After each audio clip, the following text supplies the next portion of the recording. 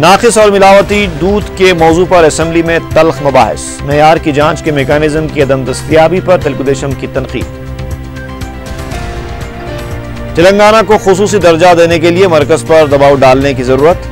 15 नुकाती programme पर सख्ती से अमल करने और अक़लियतों के लिए सब प्लान का ऐलान करने अकबर ओवैसी का मुतालबा।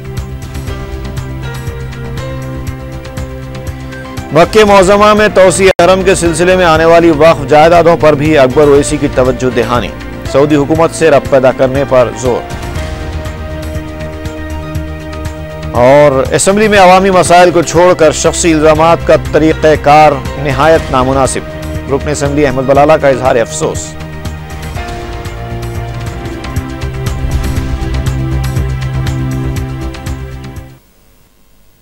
और अब खबरों की तफसील।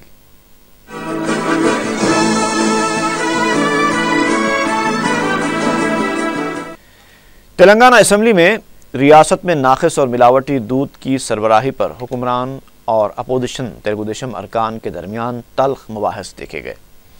टीआरएस अरकान ने तेलुगुदेशम के रुकन रेवंत रेड्डी की तरफ से निजामाबाद के रुकन पार्लियामेंट कविता के खिलाफ लगाए गए इल्ज़ाम पर बरहमी का इजहार करते हुए माफ़ी मांगने का मुतालबा किया। तेलंगाना असम्बली में 4 चंबे को वक्फे सवालात के दौरान रियासत में जारी नाकिस और मिलावटी दूध की सरबराही पर अपोजिशन की तरफ से सवालात किए गए।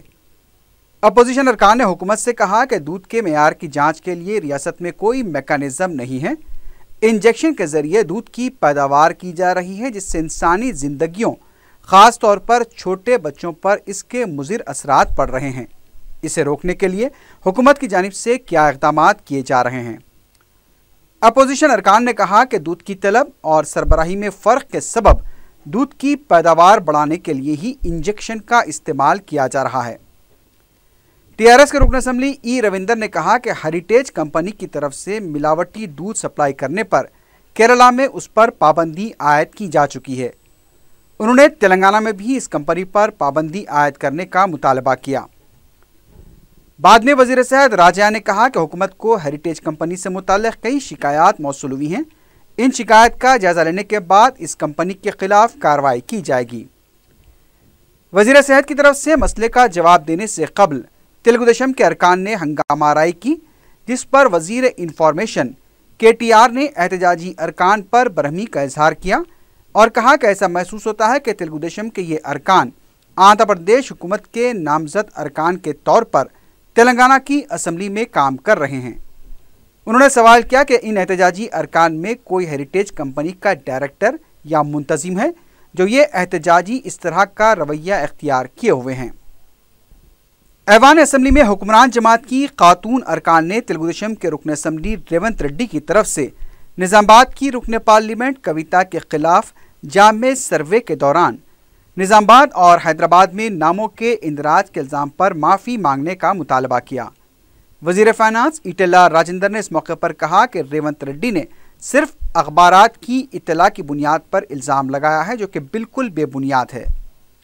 दूसरी तरफ तेलुगुदेशम अरकान ने भी उन्हें आंध्र प्रदेश के नामजद अरकान कहे जाने पर मराज शिकनी की नोटिस पेश करने का मुतालबा किया। इस मसले पर दोनों जमातों के कायदीन में ज़बरदस्त नोकझोंक देखी गई, जिसके बाद स्पीकर ने दीगर जमातों के अरकान से राय देने की दरख्वास्त की।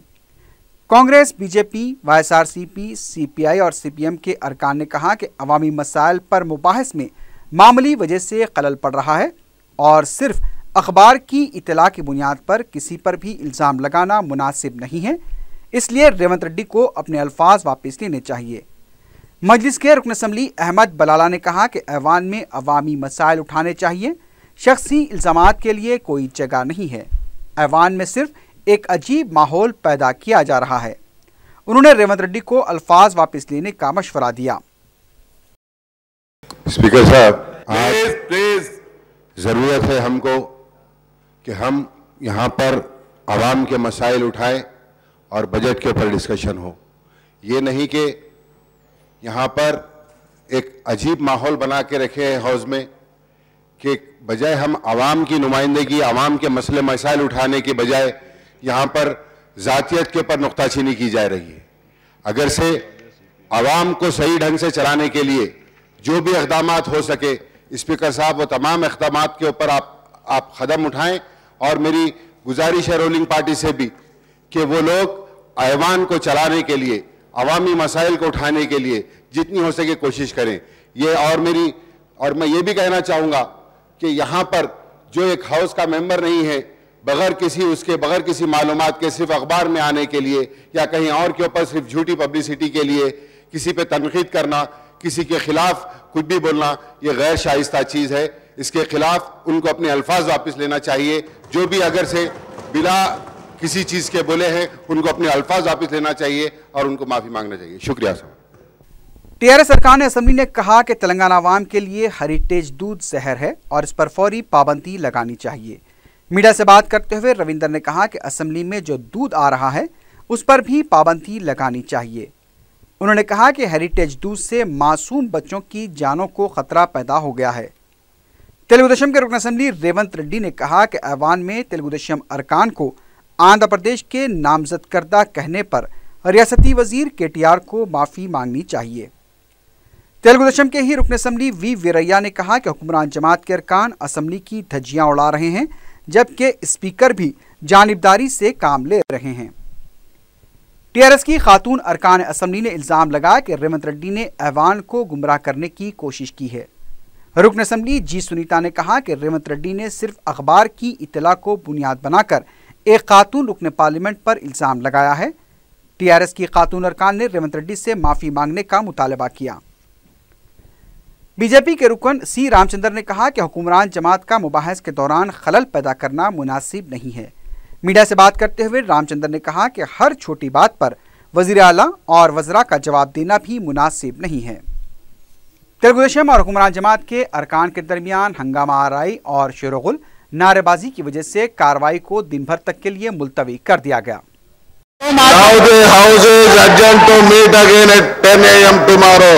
असेंबली में उठाए गए सवालात का जवाब देते हुए हुकूमत ने बताया कि कुली कुतुब शाह डेवलपमेंट अथॉरिटी 1981 में कायम की गई थी ताकि पुराने शहर की तरक्याती काम अंजाम दिए जा सकें। 1981 से लेकर अब तक 377 करोड़ रुपए खर्च किए गए हैं, जबकि जारिया साल के बजट में इस अथॉरिटी के लिए कोई गुंजाइश नहीं रखी गई है। मज़े की बात यह है कि इस सिलसिले में 1981 से लेकर अब तक अथॉरिटी के सिर्फ जायजा इजलास ही मुनक्किद किए गए। आउटर रिंग रोड की तामीर में ताख़ीर से मुताल्लिक़ सवाल पर हुकूमत ने जवाब देते हुए कहा कि जुमला 158 किलोमीटर में 123 किलोमीटर की तामीर मुकम्मल हो चुकी है और इसे अवाम के लिए भी खोल दिया गया है। मज़ीद 23 किलोमीटर की तामीर का काम भी जल्द मुकम्मल कर लिया जाएगा। खेल से मुताल्लिक़ सवाल का जवाब देते हुए हुकूमत ने बताया कि जामे स्पोर्ट्स पॉलिसी तैयार की जा रही है। कौमी और बैनुल-अक़वामी सतह पर बेहतरीन मुज़ाहरा करने वाले खिलाड़ियों की हिम्मत अफजाई के लिए नकद रकम भी दी जा रही है। हुकूमत ने अब तक इस सिलसिले में 2 करोड़ 21 लाख रुपए खिलाड़ियों में तकसीम किए हैं। मजलिस के फ्लोर लीडर अकबरुद्दीन ओवैसी ने 4 शंबे को असेंबली में बजट मुबाहस में हिस्सा लेते हुए अक़लियतों से जुड़े अहम मसाइल और दीगर मामलात पर हुकूमत को तवज्जो दिलाई। पेश है तफसीली रिपोर्ट। तेलंगाना हुकूमत के बजट के आदादो शुमार पर तफसीली रोशनी डालते हुए मजलिस के फ्लोर लीडर अकबरुद्दीन ओवैसी ने कहा कि रियासत में बरक़ी से ज़्यादा माशी हालात ख़राब हैं। उन्होंने 5 महीने के अंदर बजट की आमदनी और खर्च पर वाइट पेपर जारी करने का मुतालबा किया। अकबर ओवैसी ने कहा कि रियासत को खुसूसी दर्जा देने के लिए मरकज़ी हुकूमत पर दबाव डाला जाए। उनका कहना था कि साल 2008-9 से बड़ा बजट पेश करने की रिवायत चल पड़ी है। बजट तो पेश किया जाता है लेकिन उससे मुकम्मल खर्च नहीं किया जाता। टीआरएस हुकूमत ने भी इसी रिवायत को बरकरार रखते हुए बजट पेश किया है। And why is the government hesitating to bring the figures clear in front of the people? Let the people understand. Let the people know where are we standing, how are we standing, and how are we going to go ahead. If the people know the finances, position and situation in advance, they will get prepared. The same needs to be done, sir. Sir, I would demand the government to come out with a white paper on the Telangana state finances, including the revenues and expenditure in the 5 months since the state formation. I may point out that neighboring state of AP came out with a similar white paper on public finances and public debt, sir. soon after the bifurcation and undivided states. The white paper will give a clear picture on state finances and the financial constraint that the state is facing. This would enable the public to understand the context and the constraint under which the new state is seeking to forego ahead, sir. So the Honorable Chief Minister Chandrasekhar Rao Sahib had urged the central government to confer special category status on Telangana on the lines of assurance made by the central government to the residuary state of AP unless Telangana gets a special category status, the quantum of central assistance including share in capital taxes, grant and aid and loan would be very limited. I urge the Chief Minister to exert pressure on the central government for according special category status to Telangana. We fully support the state's demands. At the same time, I would also like to welcome the maiden budget of the new state since it seeks to fulfill the promise made by TRS in its election manifesto on the eve of assembly polls held early this year. As the Finance Minister pointed out, the budget contains priorities, initiative schemes and programs, a new government in tune with the hopes and aspirations of people of Telangana. The government has taken care to ensure all the developmental activities go on unhindered and welfare programs for the unprivileged section of society are continuing with a renewed vigor. However, the state administration would have to move ahead very fast to make sure that the budgetary allocations are fully spent in short time, less than 5 months. Short time, less than 5 months. So the last 6 financial year of the United Andhra Pradesh, 2008 and 9, estimated expenditure 1,04,36. The actual expenditure was 75,264. It was shortfall of 25,172. That means 25%. Sir. If we have to see from 2008 and 9, this trend is going on, sir. The trend is going on. We announce budget, but we fail to spend. We are announcing allocations, but we are failing to spend the budgets. मजलिस के floor leader ने कहा कि हुकूमत सरकारी अराजी को फरोख्त करते हुए 6,500 करोड़ रुपए की रकम हासिल करने का भी मंसूबा रखती है। उन्होंने वज़ीर आला से बहबूदी प्रोग्रामों के लिए मख्तस करदा चौथी किस्त को जारी करने का मुतालबा किया। अकबर ओवैसी ने कहा कि SC/ST के लिए जो फंड्स मख्तस किए गए हैं, अक़लियतों के लिए मख्तस किए गए फंड्स में बड़ा फ़र्क पाया जाता है। मुस्तकबिल में वो उम्मीद करते हैं कि इस फर्क को कम किया जाएगा। मैं ये भी जरूर कहूंगा, fees reimbursement, scholarship, subsidy of bank, loaning program, other schemes are relaxed and necessary infrastructure and staff are needed to be provided. It will be difficult to spend budgetary allocation made for various schemes and minorities sir, अगर ये सारी चीजें नहीं होंगी sir. मैं ये भी जरूर आपके नोटिस में लाना चाहूंगा कि from 25th June till 7th November 2014, the Minority Welfare Department have released only 155 crores for various schemes and institutions. The amount include rupees 75 crores released on 31st October for fee reimbursement of post-matric scholarship. The releases in the last 5 months work out to only 15% of total allocation of rupees 1030 crore earmarked for Minority Welfare Department, sir. Sir, I request the Honorable Chief Minister to ensure that the balance amount of 875 crores ahead of the closure of financial year to be released, sir. This is very important, sir. इतने बरस से जो बच्चों को scholarship दी गई थी, sir, आज वो बच्चों को स्कॉलरशिप का पैसा नहीं आया उनके अकाउंट्स में, ना उनके कॉलेजेस को. उस वजह से कॉलेजेस वाले उन बच्चों को कॉलेजेस में आने नहीं दे रहे, एग्जाम के फीस और फॉर्म दाखिल करने नहीं दे रहे हैं, एग्जाम में बैठने नहीं दे रहे हैं. ये परेशान हाल है साहब. आप जब साबिका हुकूमत ने जिन लोगों को स्कॉलरशिप मंजूर की है, उनके स्कॉलरशिप को रिन्यू करना जरूरी है.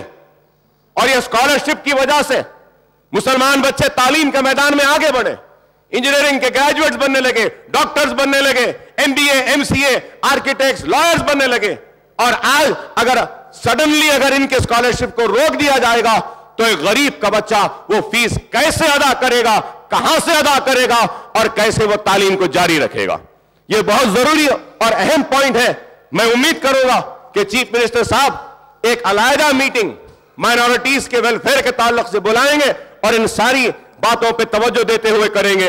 एंड एक बहुत इंपॉर्टेंट इशू है सर, जो असिस्टेंस जो देती है सेंट्रल स्कॉलरशिप स्कीम और other income ceiling, quantum assistant, other condition जो SC STs के लिए इनकम सीलिंग उनके लिए 2 लाख पर एनम है for both state and central scholarship fee रियंबर्समेंट.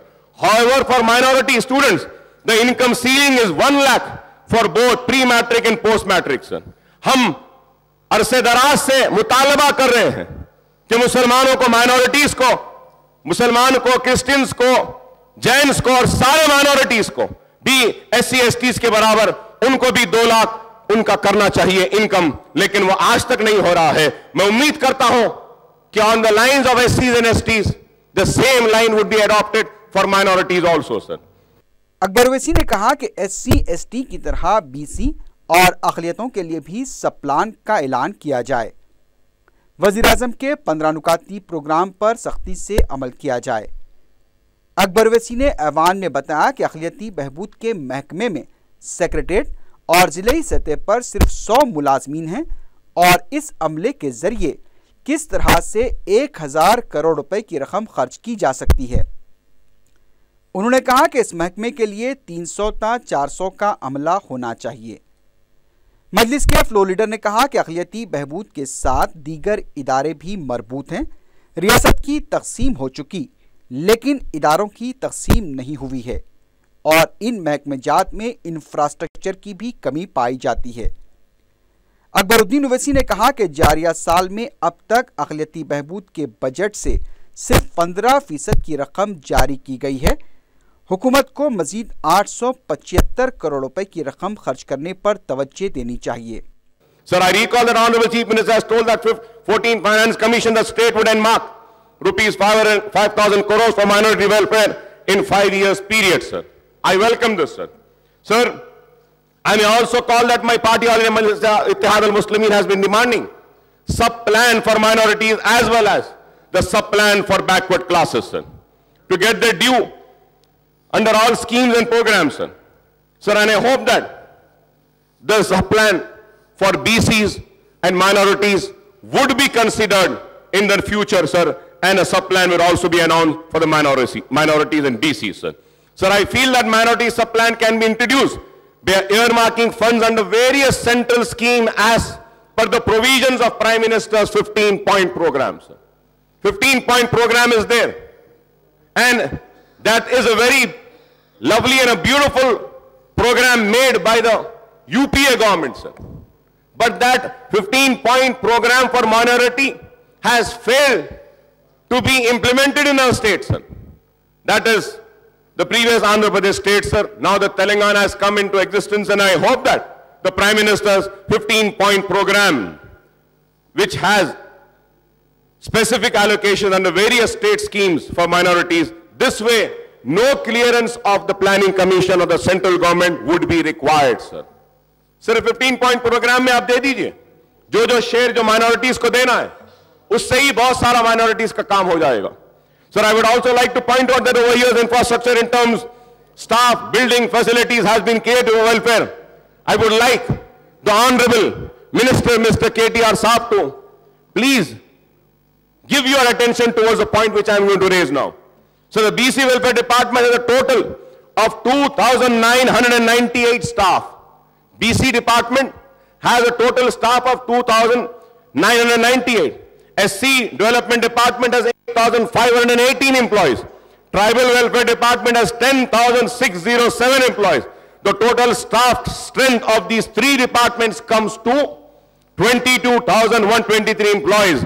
On the other hand, the Minority Welfare Department is grossly understaffed with sanction strength of only 100 employees at secretariat and head of the department level. Only 100. So please, realistically, is it possible to spend 1,000 crores by 100 members of the staff? Again, the same picture will come. We have allocated, but the department has failed to spend the allocated amount, and the funds would go back. That is why I say that. Not just money, we need additional staff in the Minority Welfare Department, in Secretariat, and also at district level, sir. Minority Development Welfare Officers should be appointed in each and every district. A cell should be there, a department should be there in each district headquarters. Then responsibility of that department, that cell and that officers is to implement the minority schemes and also to see that the implementation of Urdu is also there. This is very important. 100 आदमी 1000 करोड़ कैसा खर्च करेंगे? हम बार बार बोलते रहे हर हुकूमत को, अरे कम से कम एक 300-400 लोग तो होना है माइनॉरिटी वेलफेयर डिपार्टमेंट में, लेकिन हर वक्त नजरअंदाज किया गया और स्टाफ को नहीं दिया गया। तो मैं उम्मीद करता हूं कि इस ताल्लुक से भी गौर किया जाएगा और इस पर अमलावरी की जाएगी और स्टाफ का इजाफा भी किया जाएगा। Sir currently 13 minority related organization institutions are functioning in the state. There are Minority Welfare Department at Secretariat, Minority Welfare Commission, State Minority Commission, State Minority Finance Corporation, Christian Finance Corporation, Waqf Board, Hajj Committee, Center for Education Development Minority, Urdu Academy, Survey Commission of Waqf, Dairatul Maruf at Osmania, Waqf Tribunal, Dodekala Muslim Cooperative Society and Federation. Sir. And Waqf Tribunal, sir, is not functioning. Judge नहीं है, case नहीं आ रहा है, सारी औकाफी जायदादें कब्जा हो रही हैं, लोग उन जायदादों को बेच रहे हैं और केस जब वक्फ ट्रिब्यूनल में जाता है तो वक्फ ट्रिब्यूनल के पास ना स्टाफ है, ना बैठने को कोई जगह है, कुछ नहीं है। सर वक्फ ट्रिब्यूनल के ताल्लुक से देखिए सर दो various other departments and organization have completed the process. This is very important sir. Organization have completed the process of bifurcation after Telangana state came into being on 2nd June this year. The minority related bodies are still functioning as undivided entities and the process of bifurcation of these organizations is yet to be completed. The sooner this is done, the better. Otherwise, the government will continue to face severe hurdles in the way of implementing the scheme program meant for minority despite making huge budgetary allocations. हमारे department को ही तकसीम नहीं किया गया, minority welfare department तकसीम नहीं हुआ, minority commission तकसीम नहीं हुआ, उर्दू एकेडमी नहीं हुआ, फाइनेंस कॉर्पोरेशन नहीं हुआ, कोई भी माइनॉरिटी रिलेटेड बॉडीज को तकसीम नहीं किया गया बाइफरकेशन के बाद। कब करेंगे? आपने इतना पैसा दिया, वक्फ बोर्ड को आपने दिया 50 करोड़ से ज्यादा, वो पैसा कौन खर्चेंगे? आपने दूसरे चीजों के उर्दू के इंप्लीमेंटेशन के उर्दू एकेडमी को दिया, वो पैसा कौन खर्चेंगे? वो डिवाइड ही नहीं हुआ। आंध्र प्रदेश को जाने वाला आंध्र प्रदेश को नहीं गया, जो तेलंगाना में रहना था वो भी नहीं हुआ। इस वजह से मैं आपसे पुरजोर अपील करता हूं कि बहुत जल्द, उम्मीद करता हूं कि बहुत जल्द आप इसका बाइफरकेशन करेंगे और इन बातों को जो मैं आपके तवज्जो पे लाया हूं इस पर अमलावरी करेंगे। अकबर ओवैसी ने अक़लियती मसाइल पर अहदेदारों का इजलास तलब करने का भी मुतालबा किया। मजलिस के फ्लोर लीडर ने कहा कि SC/ST तलबा के लिए पोस्ट मैट्रिक स्कॉलरशिप्स के लिए हद आमदनी जिस तरह से 2 लाख रुपए मुकर्रर की गई है, अक़लियती तलबा के लिए भी यही हद आमदनी को मुकर्रर करना चाहिए। SSC में तेलुगु में कामयाबी के लिए 35 निशानात रखे जाने पर तवज्जो दिलाते हुए अकबर ओवैसी ने कहा कि ऐसा करने से मुस्लिम तलबा के रैंक पर असर पड़ेगा, इसलिए साबिक़ की तरह इससे 20 निशानात ही रखे जाएं। अकबर ओवैसी ने कहा कि अक़लियती तलबा को निसाबी कुतुब मुफ्त फराहम किए जाने चाहिए। उन्होंने इस उम्मीद का इजहार किया कि आइंदा 3 सालों में पोस्ट मैट्रिक अक़लियती लड़के लड़कियों के लिए अक़ामती हॉस्टल्स कायम किए जाएं। अक़लियती तलबा के लिए उर्दू मीडियम जूनियर व डिग्री कॉलेजेस भी कायम किए जाने चाहिए। अकबर ओवैसी ने कहा कि हुकूमत तेलुगु ज़बान को मुसल्लत करना चाहती है, लेकिन लिसानी फार्मूले पर अमल करना चाहिए। उन्होंने गैर मुक़ीम हिंदुस्तानियों के बच्चों को गैर मुक़ामी करार दिए जाने पर नामुनासिब करार दिया। उनका कहना था कि इन तलबा के अजदाद का ताल्लुक़ तेलंगाना से ही रहा है।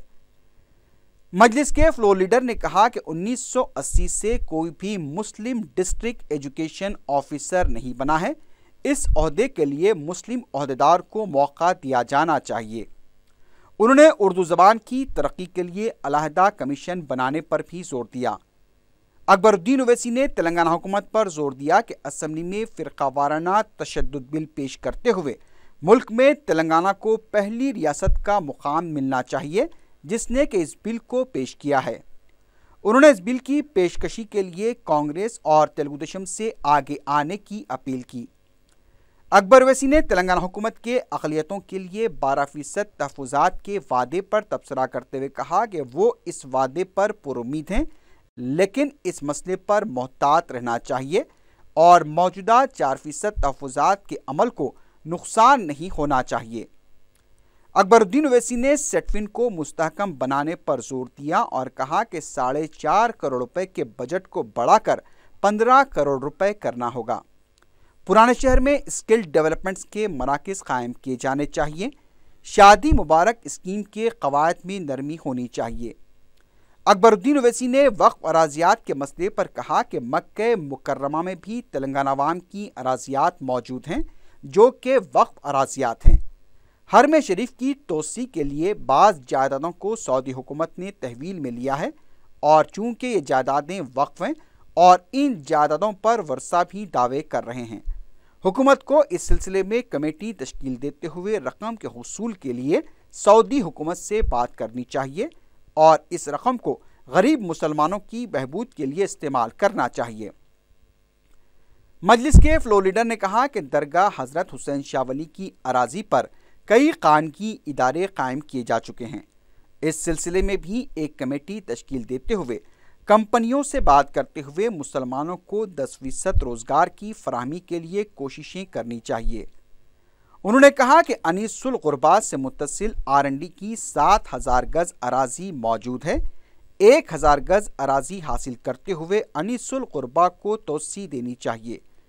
अकबरुद्दीन ओवैसी ने कहा कि तेलंगाना स्टडी सर्कल में सिर्फ IAS और IPS की तरबियत दी जा रही है। यहाँ पर 10वीं और इंटरमीडिएट के तलबा को भी तरबियत दी जानी चाहिए। अकबरुद्दीन ओवैसी ने उस्मानिया यूनिवर्सिटी 7 साला तकारीब को बड़े पैमाने पर मनाने का मशवरा दिया और आंध्र प्रदेश असम्बली के लिए फराहम की गई इमारत के 100 साल मुकम्मल होने पर आंध्रा हुकूमत से बात करते हुए तकारीब मनाने पर भी जोर दिया। मजलिस के फ्लोर लीडर ने हुकूमत की आसरा स्कीम पर तबसरा करते हुए कहा कि सिर्फ ख़ानदान के एक फ़र्द को वजीफ़ा देना मुनासिब नहीं है। हुकूमत को ख़ानदान में मुस्तहक़ तमाम अफराद को वज़ाइफ देनी चाहिए। उन्होंने पुराने शहर में 200 नई इजाफा बसें चलाने का मुतालबा किया और कुली कुतुब शाह डेवलपमेंट अथॉरिटी के लिए 50 करोड़ नहीं तो कम से कम 10 करोड़ रुपए जारी करने का मुतालबा किया। मजलिस के फ्लोर लीडर ने कहा कि अमकना स्कीम में मुसलमानों से हमेशा नाइंसाफ़ी हो रही है, हुकूमत को इस पर तवज्जो देनी चाहिए। उन्होंने कहा कि राशन की दुकानों में इजाफा किया जाए और शराब पर पाबंदी लगाई जाए या फिर उसे काबू में किया जाए। उन्होंने हैदराबाद में ख़वातीन पर मज़ालिम के वाक़यात पर भी तशवीश का इजहार करते हुए कहा कि हुकूमत को इस सिलसिले में सख्त इक़दामात करने चाहिए। मजलिस के फ्लोर लीडर अकबरुद्दीन ओवैसी ने गवैये और बादशाह के एक पुराने वाक़े का जिक्र करते हुए ऐवान को ज़ाफ़रानज़ार बना दिया और सोचने पर भी मजबूर किया। So now also the Telangana government has made announcements, not only in minorities, in all, and it was very well pointed out by our leader of opposition, sir. I congratulate him for a very good speech that he had delivered yesterday, sir. He had given all the figures also, and he had tried to show the reality that this is what we are promising, and this is what we have in the budget. How can the promises be fulfilled when there is no budget allocation? But if we are making budget allocation, then again a question arises, do we have the money to make the allocations? And then finally it comes, okay, do we have that much of manpower, the commitment to spend the money that has been allocated? Sir, I would like the Honorable Chief Minister to instruct the Finance Department to release all the 4 quarterly installments for the Welfare Department before the end of financial year. Before the end of financial year, sir. This would enable the minorities, SC, ST and BC welfare allocation, sir. अगर ये पहले अगर आप नहीं देंगे इसको, instalment 4 quarterly instalment नहीं देंगे वेलफेयर के लिए, तो फिर कुछ काम होने वाला नहीं है सर। सिर्फ ऐलानात हो गए, तयकुनात दिए जाएंगे और नया ट्रेंड शुरू हुआ है। बोलने में क्या है, बोल तो दियो, देना तो नहीं है। मुझे एक बात याद आती है, एक बादशाह था, for a lighter moment sir, इसको लाइटर मोमेंट में लीजिएगा।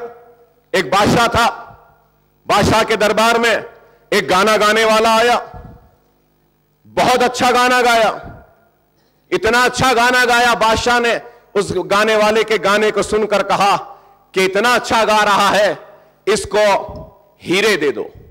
वो और गाने लगा, बादशाह ने कहा इसको मोती दे दो। वो और अच्छा गाने लगा, बादशाह ने कहा इसको अशरफी दे दो। और अच्छा गाने लगा, बादशाह ने कहा इसको सोना दे दो। और अच्छा गाने लगा, बादशाह ने कहा इसको चांदी दे दो। और अच्छा गाने लगा, बादशाह ने कहा इसको जागीर दे दो। और अच्छा गाने लगा, बादशाह ने कहा इसको इनाम दे दो। और वो खुश हुआ, गाता गया गाता गया, गाना खत्म हुआ, अपने घर को वापस गया, बीवी से कहने लगा कि बादशाह ने आज मुझे मेरे गाने की सलाहियत व काबिलियत पे हीरे दे दिए, मोती दे दिए, अशरफी दे दिए, जमीन दे दिए, जागीर दे दिए, इनाम दे दिए। बीवी खुश हुई, बच्चे खुश हुए, सब खुश हुए, बहुत खुश हुए। एक दिन गुजरा, 2 दिन गुजरे, 3 दिन, 4 दिन, कई दिन गुजर गए, ना कोई अशरफी मिली, ना कोई मोती मिली, ना कोई हीरा मिला, ना कोई जमीन मिली। तो फिर वो गाने वाला बादशाह की दरबार में गया, जाकर बोला सरकार, मैं इतना गाया और मेरे गाने को सुनकर आप मुझे ऐलानात करते गए, जमीन ले लो, मोती ले लो, हीरे ले लो, चांदी ले लो, सोना ले लो, जागीर ले लो, कुछ नहीं मिला सरकार, इतने दिन हुए। तो बादशाह मुस्कुराता है और मुस्कुरा के कहता है, ये लेने देने की बात कहां से आई बाबा, तूने मेरे कान को खुश किया, मैंने तेरे कान को खुश किया।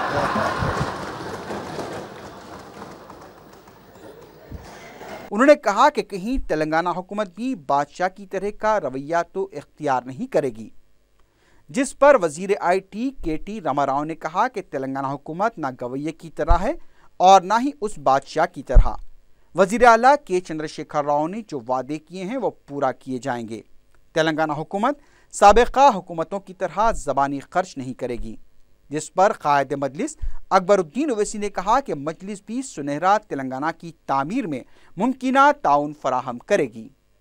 आई जस्ट वांटेड टू से, अकबर भाई की तकरीर तो सब जानते हैं कितनी शानदार तकरीर आपकी होती है, पर एक बात है साहब, क्योंकि आपने भी लाइटर मूवमेंट की जिक्र की तो मैं भी कहना चाहता हूँ, ये हमारी फितरत नहीं है साहब कि हम कुछ बोले और कुछ और करें, हमारी फितरत नहीं है साहब। ये हमारे जो गुज़िश्ता सरकार जो थी उनकी फितरत है, हमारी नहीं है। दूसरी बात मैं ये भी कहना चाहता हूँ साहब, आप गाने की बात करें, हमारे लीडर हमारे CM साहब जब 13 साल पहले तेलंगाना की बात करें तो बहुत लोग बहुत कुछ बोले साहब, ये नामुमकिन है, ये हो ही नहीं सकता, कैसे हो सकता, क्या हो सकता, बहुत लोग बोले ख्वाब दिखा रहे हैं बोले। बट 13 साल के बाद, 13 साल की तहरीक के बाद जो डिसबिलीवर्स थे उनको भी हमने यकीन में बदल दिया उसको, और तेलंगाना को भी हमने हासिल किया, जैसा आपने कल कहा। और कल आज जो गाने की आप बात कर रहे हो, कल जो भी KCR साहब ने वादा किया, जो भी TRS ने वादा किया, हम गुज़िश्ता सरकारों की तरह नहीं है साहब, हमारी फितरत नहीं है। बिल्कुल जो हमने कहा उसका अमलावरी करके दिखाएंगे, चाहे वो सचार कमेटी की हो, चाहे माइनॉरिटी वेलफेयर की बात हो, चाहे हर वो चीज में जहां हमने कोई वादा किया उसको निभा के दिखाएंगे और आप ही से जरूर शाबाशी भी लेंगे। शुक्रिया। रियासती हुकूमत ने खवातीन और लड़कियों की सलामती के लिए कमेटी तश्कील दी है और इस सिलसिले में अहकाम जारी किए। IAS ओहदेदार पुन्नम माला कुंटा की क़ियादत में ये कमेटी काम करेगी। इस सिलसिले में जेंडर रिसोर्स सेंटर भी कायम किया जाएगा। रियासती सतह पर मरकज़ी बाइख्तियार आमिला भी तश्कील दी जाएगी, जबकि ज़िली सतह पर टास्क फोर्स भी बनाई जा रही है। वज़ीर आला के चंद्रशेखर राव ने हुसैन सागर की खूबसूरती में इजाफे के लिए कैंप ऑफिस में महकमे माल के ओहदेदारों के साथ एक जायज़ा इजलास मुनक़िद किया।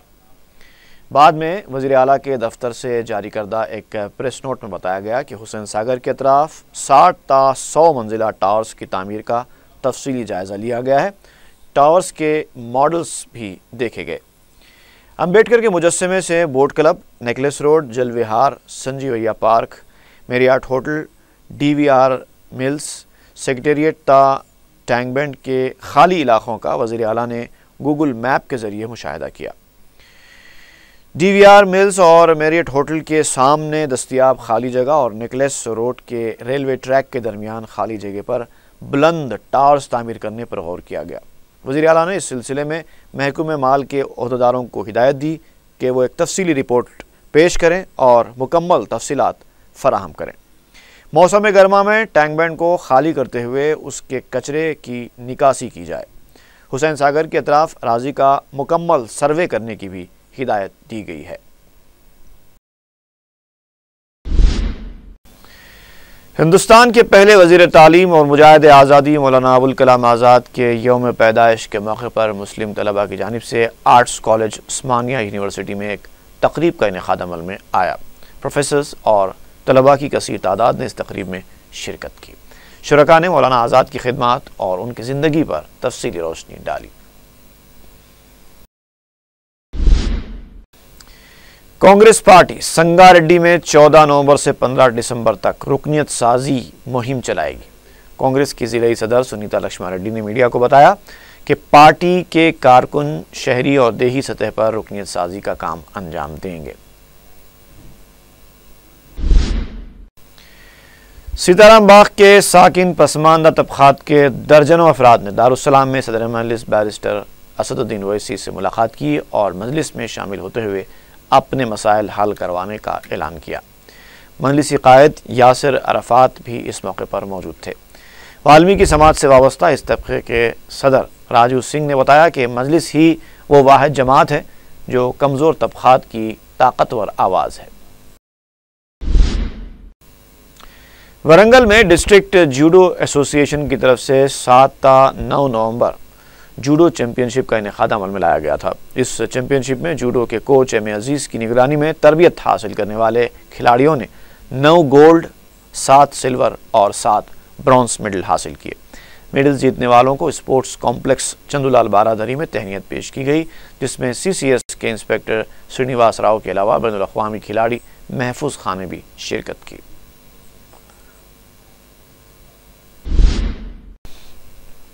आरोग्यश्री स्कीम की police association Charminar division, lions club और आर्मी डेंटल कॉलेज के इश्तराक से 13 नवंबर बरोज़ जुमेरात government high school Chandulal Baradari में free police mega health camp मुनक़िद किया जा रहा है। DCP south zone V Satyanarayana इस कैंप का इफ्तिताह अंजाम देंगे। Commissioner city police Mahender Reddy मेहमान खुसूसी होंगे। ACP चारमीनार D वेंकट नरसैया ने मीडिया से बात करते हुए कहा कि इस मेगा हेल्थ कैंप में ऑर्थोपेडिक, ख़वातीन और अतफ़ाल, दांतों के अलावा कान, नाक और हल्क के माहिर डॉक्टर्स मरीज़ों के मुआयने करेंगे। वेंकट नरसैया ने आवाम से इस हेल्थ कैंप से इस्तेफ़ादे की अपील की है। रामकृष्णा नगर कोकटपल्ली के एक मकान से 7 तोले के तिलाई जेवरात, आधा किलो चांदी के बर्तन के अलावा 10,000 रुपये नकद रकम का सरखा कर लिया गया। मकान के मालिक ने मीडिया को बताया कि वो मंगल की शब अफराद खाना के साथ गए हुए थे। घर लौटे तो देखा कि सारा साजो सामान बिखरा पड़ा है, जबकि अलमारी से सोने चांदी के जेवरात के अलावा रकम गायब। और आखिर में सुर्खियां एक बार फिर।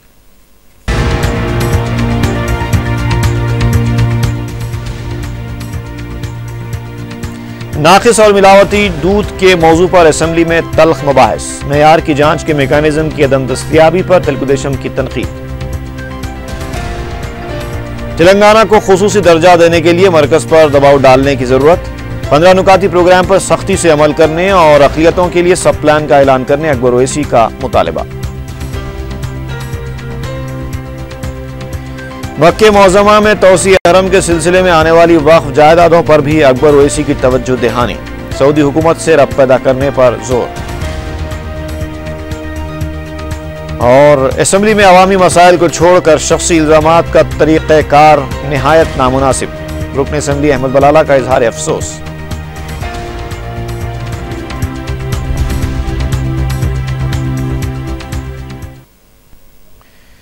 इसी के साथ ही खबरनामा खत्म हुआ। फी अमानिल्लाह।